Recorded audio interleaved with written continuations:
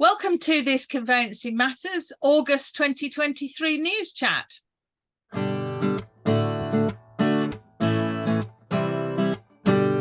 Welcome to Conveyancing Matters with Lorraine and Stu. Join us for a chat about all things property. So, Stu, hello, mate. How are you? I'm not bad, Lorraine. How are you? Yeah, I'm good, thank you.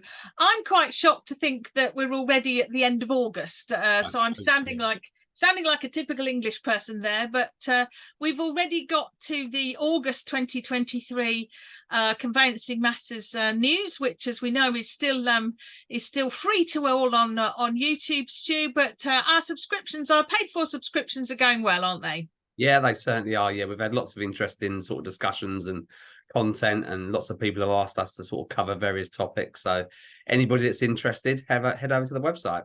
Yeah, absolutely. That's www.conveyancing-matters.co.uk and look for the subscriptions button. And just to remind you, value really isn't the word. The word value doesn't do justice to it, because it's £40 per year for an individual for the CPD webinars, and it's £150 per year for a firm. So extraordinary value. And if you are interested in seeing a little clip of what one of the CPD webinars kind of looks like and feels like, we've got one of those available now. So do contact Stu and I. And Stu, you've not let the grass grow under your feet this summer. We've got a couple of fairly high profile YouTube guests coming up. So who have we got coming up? Yeah, so we've tried to up the ante, haven't we, and get a few more guests in that cover sort of different parts of the industry, give a bit of variation. So recently we had a chat with Paul Shapolino. Yep. He's an interesting chap. So if nobody sort of has heard of Paul, then yeah, you can Google him, and there's absolutely stacks of stuff. He's I think he's known as the landlord's friend. Yeah, absolutely. Yeah, I was in on that chat. Yeah, Paul knows of course, friend of the show, Russell Quirk, and as I say, Paul's got a lot to say, particularly around the proposed sort of rental reforms and the assured short hold tenancy and Section 21 reforms. And he's got the ear of government, it seems. So I think Paul's got a lot of really interesting things to say that hopefully will interest our viewers, Stu. And you also over summer interviewed property guru himself, Rob Moore. That's right, yeah. So I'd followed Rob for a while, and we'd done sort of various bits and bobs with clients of his over the years. So yeah, we reached out and managed to have a chat with Rob. Again, really interesting character that's done all sorts, from writing books to lecturing to public speaking to even charity boxing matches, raising hundreds of thousands of pounds. So yeah, he's got an interesting take on the industry at the moment, and entrepreneurship, and yeah, how the conveyancing market is. Excellent. Well, they'll be coming out over the next few weeks. And of course, for anybody who's interested, we do have our next live event booked for November 2023. So keep an eye on the socials, as young people would say, and we'll put more information about that out. But it's going to be in London, and it's going to be at our favourite venue, Stu, isn't it? The Hoxton 7. That's right, yeah. We haven't decided what we're going to talk about yet, but CPD event in London in early November, so it'd be lovely to see people there. We're always open to suggestions, aren't we? If any of the audience want us to chat about anything particular, things that are coming up on their sort of day-to-day workloads, always happy to do a deep dive on any subjects that people might want to discuss. Yeah, absolutely. In a dive bar with a beer in our hand. That's how these have tended to work out. So we're into the kind of news itself, Stu. That's news about us and news about Conveyancing Matters. So we have mentioned before the dreaded Building Safety Act 2022, and something that sort of irritated me to the absolute core of my being is the fact that despite the fact the act is not yet fully enforced, we already have some amendment regulations which actually were tabled in June, and wait for the title, Stu, the Building Safety (open bracket leaseholder protections etc. bracket England Amendment Regulations 2023). Statutory Instrument 2023/895, of course. Well, it's useful to remember these via the statutory instrument numbers, because there's lots of these regulations who've got very similar titles.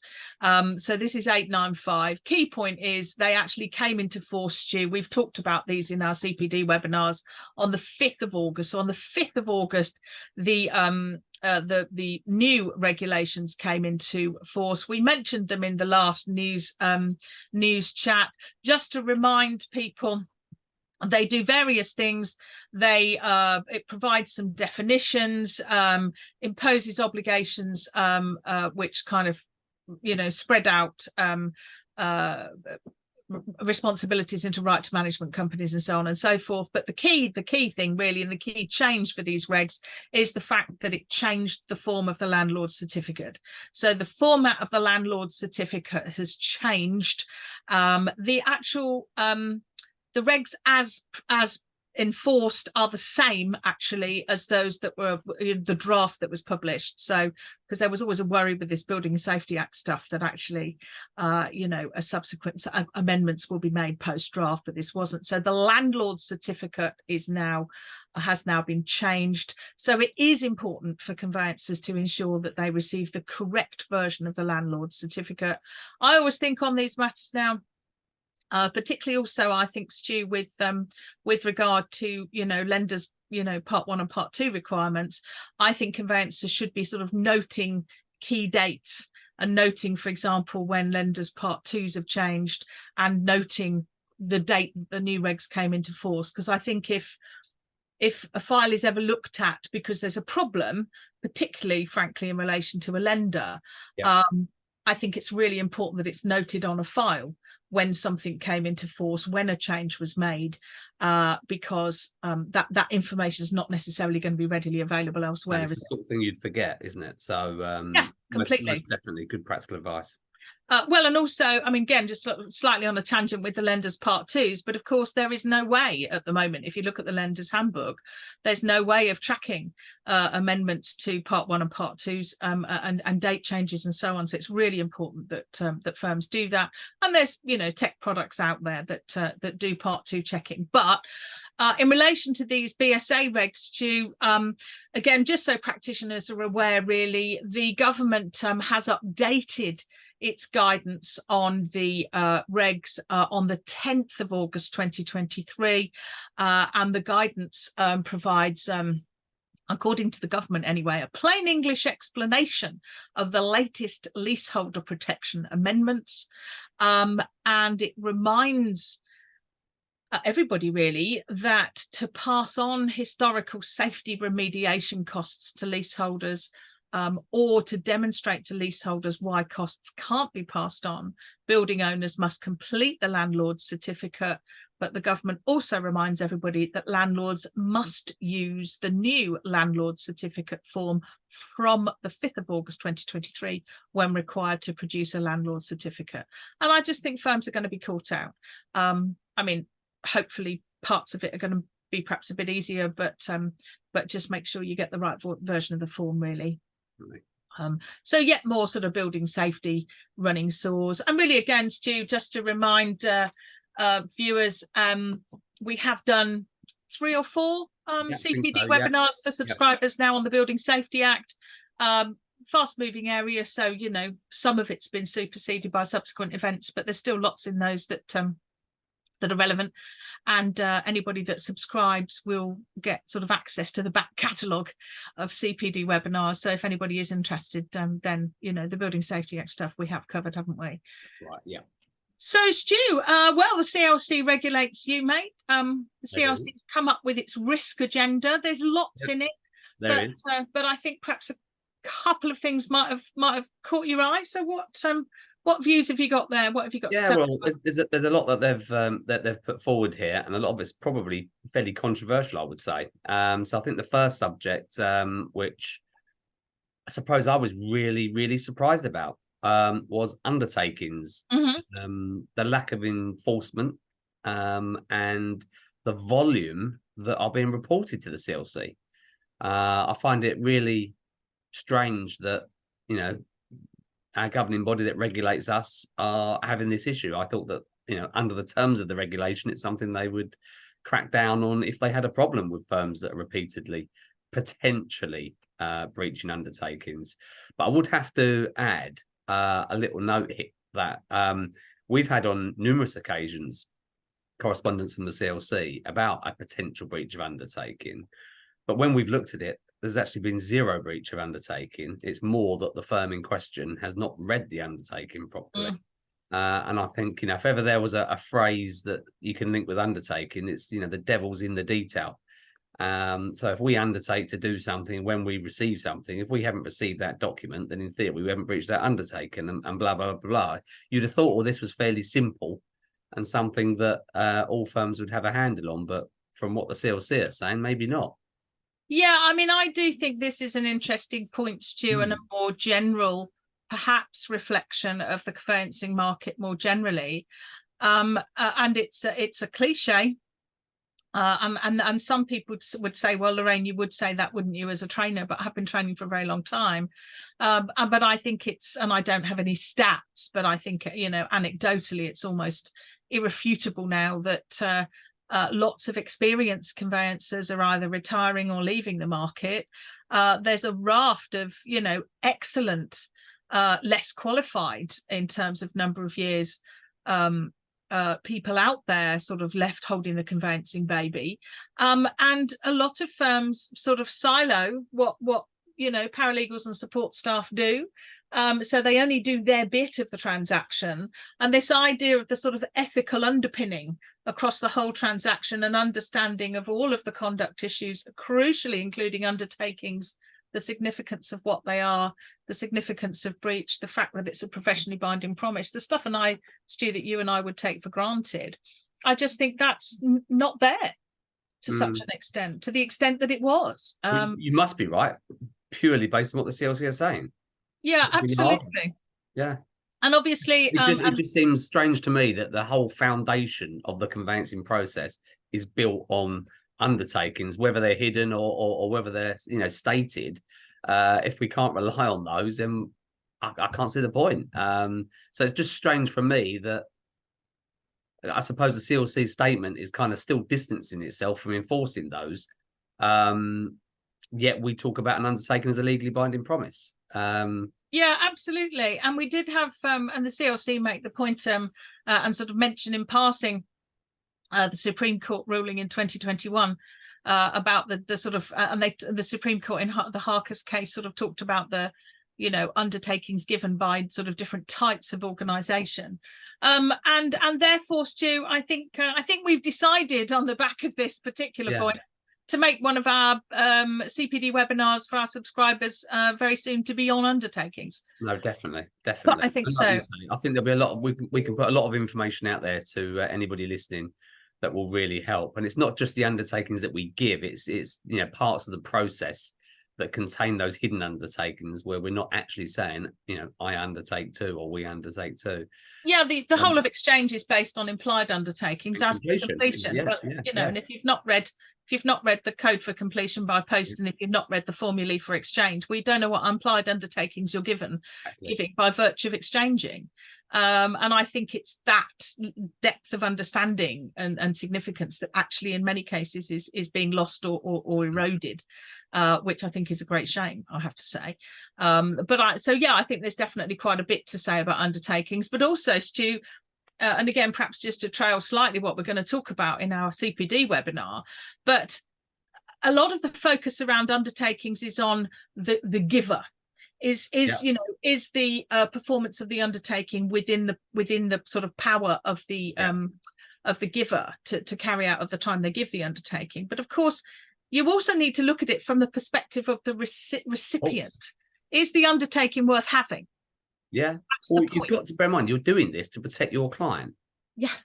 So although there is an obligation on the giver, the receiver, for want of a word, it's a no-brainer, isn't it? They're acting for their client. They've got to consider whether it's something can be done. You can't leave solely to the onus of the other lawyer or opposing lawyer. You have to evaluate why you're doing it. And I think we spoke before, are there other solutions if an undertaking is impractical? I think people do probably rely, especially people from outside the profession, maybe think, as with indemnity policies, an undertaking's a magic wand, isn't it? Yeah, just undertake to send a transfer the next day, or just undertake that they're gonna send over some money tomorrow, or but yeah, I agree. So there's a lot to talk about there, but the CRC and its risk agenda, Stu, to be fair, I don't think the timing of this is particularly great for CLC firms. It's a very bit of a negative, I think, on from our point of view. And a lot of this risk agenda was released into the conveyancing press and the estate agent press as well. So I just don't think it looks great for CLC firms that there's this slur when it could be a comparable with SRA firms, of course, and whatnot, but that's been more silent than the CLC stance. Yeah, I mean, I can sort of see why the CLC would want to do it and be seen to be sort of taking the initiative to be fair to them and assessing the risks to their regulated organisations. But I think sometimes, presentation can be important. And one of the other sort of, perennial issues that the CLC has come up with that absolutely clearly does not just affect CLC regulated firms, of course, do. Another big thread in their risk agenda is AML. So, in brief, what have the CLC had to say about that? Well, I'm really surprised again by this one. I mean, the innuendo is that firms aren't necessarily carrying out, proper AML and risk assessments on people that aren't their clients that are delivering money. So particularly donors and giftors aren't being treated in the same way as, say, a normal client would. I find that astonishing. Sure. I mean, when I look at AML, I don't particularly think about the client. I think anybody that's given us any money, you've got an obligation to do those checks. Yeah, absolutely. That's what the regulation says. It's a sidestep in certain ways from conveyancing, isn't it? It's its own separate regulation. Anybody giving you large sums of money is, you have to carry out those checks. I don't really, surely, that's a given. Yeah, exactly. Where's your money coming from? And the CLC have sort of quote, a recurring issue which the CLC has identified is inadequate AML policies and procedures, which we've reported in other news chats, haven't we, Stu, on SRA firms, having exactly the same problem. So that is absolutely not something that is exclusive to CLC firms. And I sometimes wonder, because we're inside the profession looking out, I sometimes wonder whether just the burden is almost too huge in a way. I just think it's interesting that and this stuff does become like the wallpaper if you're not careful. You just hear it often enough that you don't really engage with it. Lots of people won't know what's on the wall in front of them, even though they stare at it every day. And I kind of feel slightly about that, whether it's cybercrime, whether it's AML policies and procedures. It's like, oh yeah, AML, SHMAML, I'm not sure about that. I'm not sure I agree on that. I think now the guys in the office probably, I mean, as a comparable, it's not a million miles off as much investigation about the property that's been bought as the individual and their source of funds. I think, and I'll be speaking completely out of turn here, but I think people are well aware within the profession of the seriousness of AML. I think it's been around long enough now for that to be quite apparent. I think they're aware of the seriousness, but clearly our regulators are finding that firms aren't. Lots of firms consistently don't have sufficiently robust AML policies and procedures in place. That's what our regulators are finding, and there must be a reason for that. We all know that we could be subject to imprisonment and fines and goodness knows what else if this all goes horribly wrong, but clearly that's not enough. What do you find when you're teaching and you're presenting an AML topic to numerous students? What's their sort of take up on it? What's the feedback?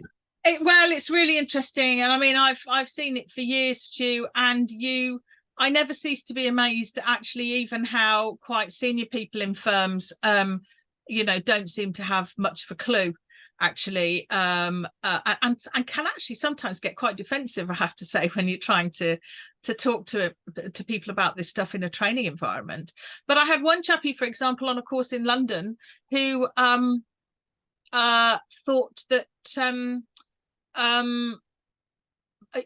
money being in a UK bank account was sufficient for sort of AML purposes, and he didn't really do any further checks because he thought all the banks would be doing the checks, and that actually, in his view, the fact that a client's money was in a UK-based bank account was sufficient. And I've had that from a delegate, and that's not that's not a paralegal, that's a qualified individual running their own firm. I had one managing partner on a course once, it was quite a while ago now, Stu, quite a number of years ago, who in front of 40 or 50 other lawyers actually stood up and argued with me about the definition of an undertaking. Really? And said he thought that was completely ridiculous, and did I know what an undertaking was? So I, at that point, I obviously had to get, because it was we still had the hard copy of the Solicitor's Code of Conduct then, and I'm afraid I had to sort of get it out and refer him to the relevant page in the definition, and say, well, that's not my definition. That this is how this is how regulators' definition of I do think AML is complicated, and I understand it's hard for people to deal with, because I think the hardest part of AML and client profiling is when you don't have that bit of paper to substantiate where that source of money came from. I think if somebody's sold something, they sold a property and they've got all the paperwork for the sale, it's easy, isn't it? It's the ones that have got numerous amounts of money from different sources that have been saved up over the years. It's trying to have that black and white paper that substantiates where that money's come from. And I think, your example of this chap that, was reliant on the money being in the UK bank account, that is still a major part of it. Where is that money? It has to be in that UK bank account. Of course, that's absolutely fundamental to the whole thing, but that is just one part of it. Once you've got there, brilliant, tick that one box. But of course, unfortunately, you've got to tick 20. There's gazillions of others. Yeah, I mean, yeah. In this chat, I think where people also don't quite get the right handle on it is client profiling, and or people call it sort of risk assessments, whatever you want to call it. Actually, looking into those bank statements and investigating what you're seeing, because once you've got those, you're sort of on notice that this is where the money is, this is what's happening. Tells 1,000 stories. That's a lot of tells you so much. That's a lot of time, effort, understanding, and depth for firms. And I think lots of them probably just do a bit of a risk benefit analysis and say, well, actually, for the risk it poses, we don't think it's worth spending the time on it, or they haven't got the people qualified to do it, or with sufficient knowledge to do it. But it's interesting that over the years our regulators are consistently coming up with this as a criticism of law firms, which whoever the regulator is. One of the issues as well with AML is often it's the least experienced members of staff or secretaries that will be at the forefront of collating that information. And for me, the key thing is, no problem with information being collated, or we use various apps and stuff where people can scan stuff to you, all that jazz, great. But it's interpreting it, doing that client profiling, actually looking at the fee, and needs to look at that and sign all that off, whatever's being collected by whom. Yeah, exactly. And to be honest, but that's that they're skills that aren't taught on the average law course.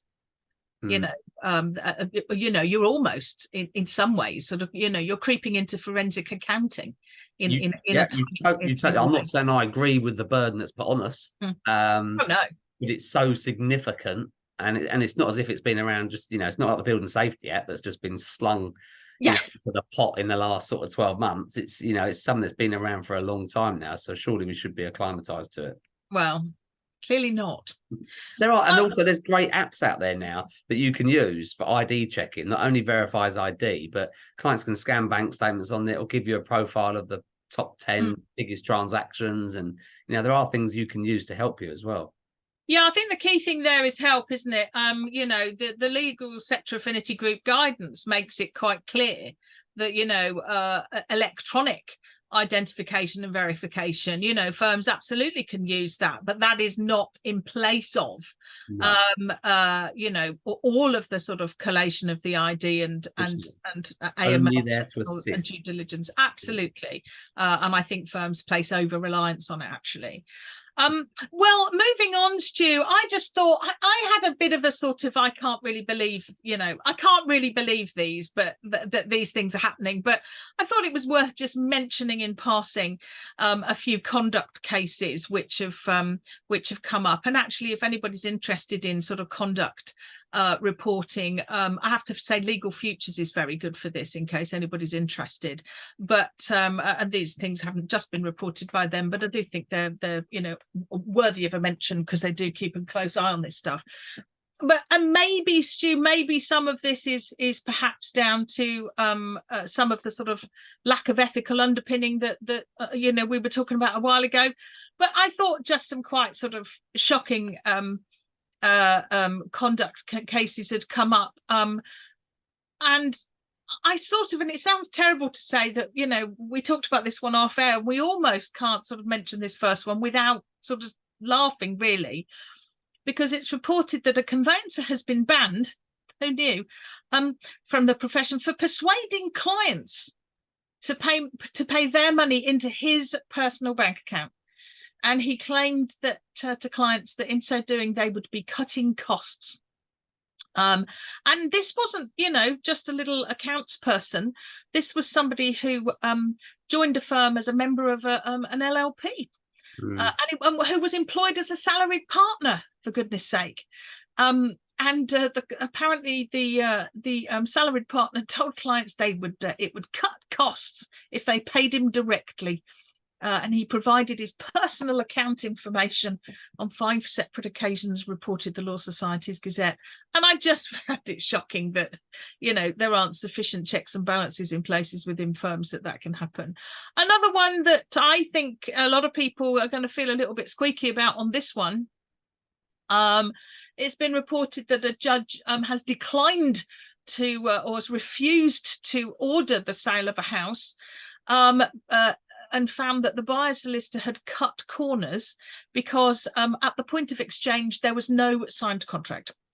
The lawyer, the conveyancer solicitor, claimed that there was a signed contract, and that he'd signed it on his client's behalf, and that the client had authorised him to sign it on the client's behalf. And there was lots of detail in the reporting, but there's no evidence that the solicitor would receive the contract, no evidence that he'd signed the contract, no attendance note to back up his assertion that the client had authorised him to sign the contract or exchange. And you think, oh, really? But I'd like to bet there's quite a lot of conveyancers out there, Stu, who under the pressure of the last 2 or 3 years have kind of squeaked, got to the brink of exchange, realised they haven't got a signed contract and sort of hastily perhaps got consent from their client to sign it. It's a really interesting one, this, isn't it? Because when you're in that bubble, that can be considered as almost normal, signing a contract on behalf of a client. I've done it before. So I think, maybe we look at that as something that we, as a profession, we may have got a bit blasé over. Totally.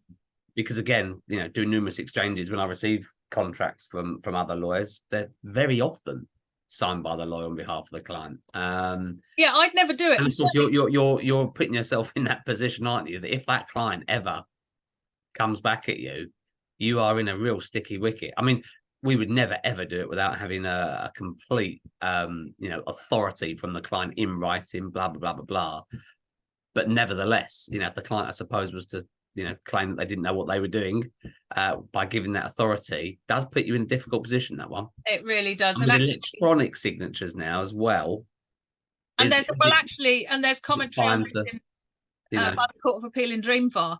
And I'm thinking another CPD webinar. I really am, Stu, because there's a lot of risk to conveyancers in signing contracts on behalf of their client. Even if in this particular case, obviously, it would appear that it was not done at all. So, of course, no signed contract, no exchange. Yeah. That's one of the requirements. But I just, and again, and just another sort of on the conduct point, Stu, again, a conflict point, solicitor not spotting a conflict when a vulnerable client's attorney bought 5 properties, used the vulnerable client's money, but then the attorney gave themselves a 50% ownership in each of the properties, and the solicitor didn't notice the conflict there. Very nice. Subsequently accepted that one of the attorneys misled the solicitor, and actually the Office for the Public Guardian binned off the attorneys because they were not all that they should be. But nonetheless, the client lost more than 380 grand. And the solicitor didn't notice the conflict. And it's that whole point about kind of stepping out of the thing.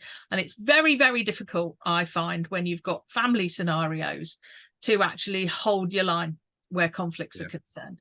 And actually, again, sort of a bit more sort of, shameless plugging, but actually our first CPD webinar that we did for our subscribers too, if you remember, was on conflicts. We will certainly be doing more. And as we mentioned a while ago, subscribers do have access to our previous CPD webinars when they pay and subscribe. So again, conveyancingmatters.co.uk if you're interested. But I was just, I was surprised that these conduct issues happen so regularly. But land reg processing time, Stu, what's you thinking? Still a real bugbear, isn't it? It's still something that I would say is one of it's got to be top 3 issues at the moment for law firms in terms of issues with clients. And of course, it's going, it's escalating now with more people looking to sell, particularly remortgage. So it's going on and on and on. So I think where we are at the moment, so registering purchases of plots on new developments, 20 to 22 months, 2 years. It can take that long. I mean, they can do it in shorter. Still don't understand the rationale behind the processing times either, because from a practical point, we've submitted plenty of new build applications, but they don't necessarily come back in any kind of time order. And again, I think the stats that the Land Registry put out, that the earliest could be 7 to 10 months, average 11 to 13, but mostly it's 20 to 22. That doesn't really tell you a lot, does it? Not really. Register a part on a not new build, again, could be 2 years, 22 to 24 months. So, and a first registration, which actually in reality probably isn't going to be too difficult in many cases. It's probably, the title is based on one conveyance, not like the old days, Lorraine. Whenever we talk about unregistered and I say, oh, you have to go back, I have to correct myself, because you never now go back there. The root document is the last conveyance, Exactly. When the current incumbents blessed and purchased the property in 1972, they've both subsequently died, and that's about it. Yeah. But again, 14 to 16 months for a first registration. But Stu, just mention the request and expedite update and what we think of the problems there. Well, it's becoming too common for me. I'm now forever expediting almost every application, and clients have become savvy. So when you explain to them the criteria behind expediting something, financial, personal problems, what criteria the Land Registry require, the clients are magically coming up with that criteria. So for me, there are so many expedition applications going through that, of course, there's still people sitting at the back of that queue, and they don't seem to be getting any nearer to the front of it. Yeah, exactly. I'm not sure whether expediting things are going to sort of compound this problem, and almost to a degree could be making it worse. Yeah, I mean, I completely agree. I mean, the Land Registry has updated its guidance to say, if a delay in registration is causing, as you say, legal, financial or personal problems, their criteria are met. But of course, and you say, quite rightly, Stu, that clients are getting savvy. Well, they're getting savvy because, of course, Land Registry delays and the impact on transactions is now being reported quite widely in the mainstream media. And that's happening quite a lot now.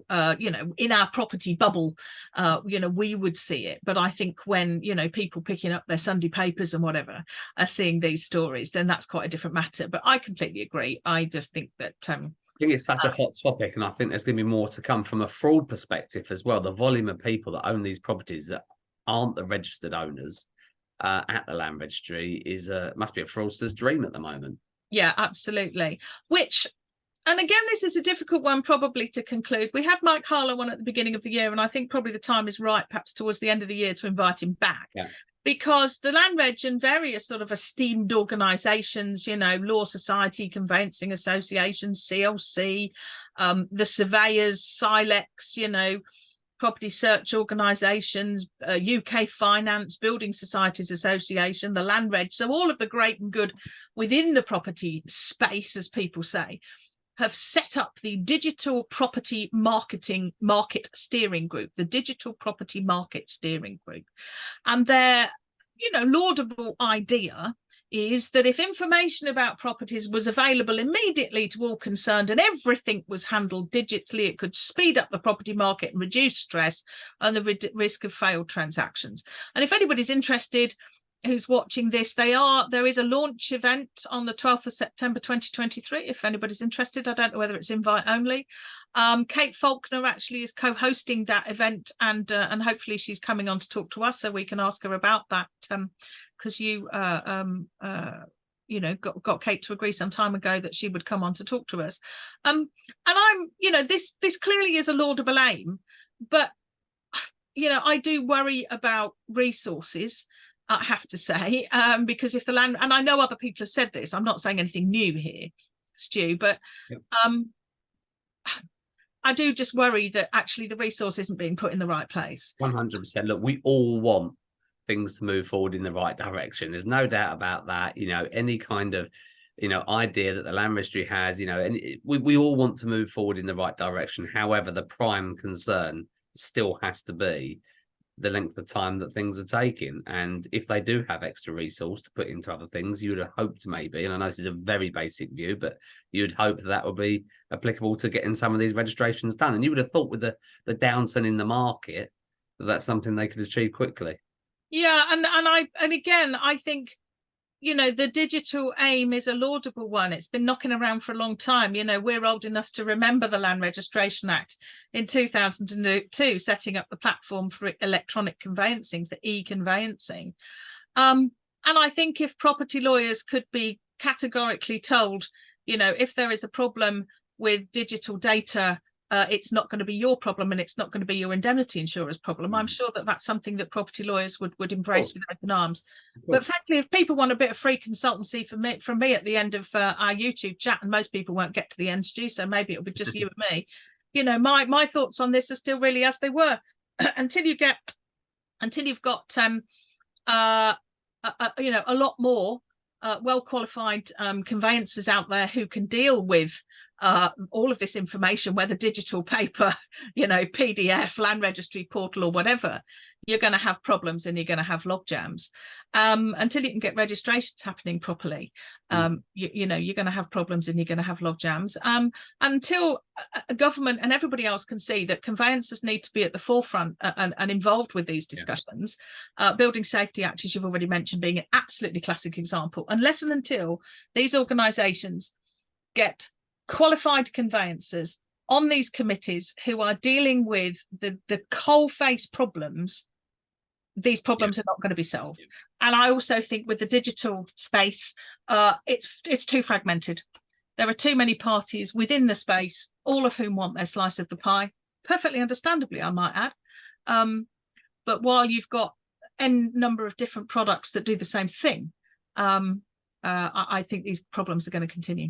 And the land registry, I doubt, certainly as it's constituted at the moment, it's not going to be able to endorse one product, one provider, because it can't. So I'm not saying these aren't laudable aims, but I do not think that is the panacea for all ills, I've got to say. So they're my thoughts for today.